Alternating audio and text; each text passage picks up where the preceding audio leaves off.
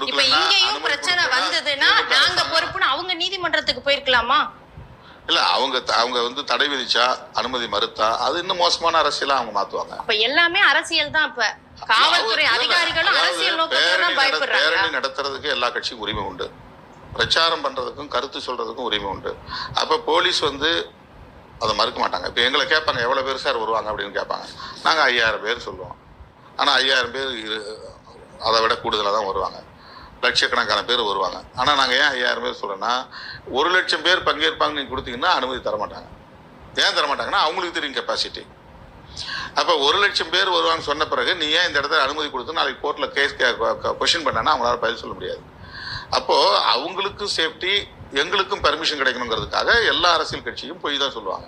இப்போ நாங்கள் வந்து ஒரு இடத்துல வந்து 10,000 பேர் திரளுற இடமா இருந்தாக்க நாங்கள் 5000 பேர் தான் சொல்லுவோம்.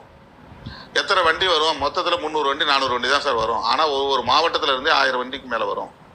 இப்போ இதெல்லாம் போலீஸுக்கும் தெரியும், எங்களுக்கும் தெரியும். But administrative reasons. எங்களுக்கு போதுமான இடம் கொடுக்கலன்னா நீங்கள் ஏன் நடத்துறீங்க? அந்த இடம் எங்களுக்கு பத்தாதுன்னா நீங்கள் நடத்த மாட்டேன்னு சொல்ல வேண்டியதானே?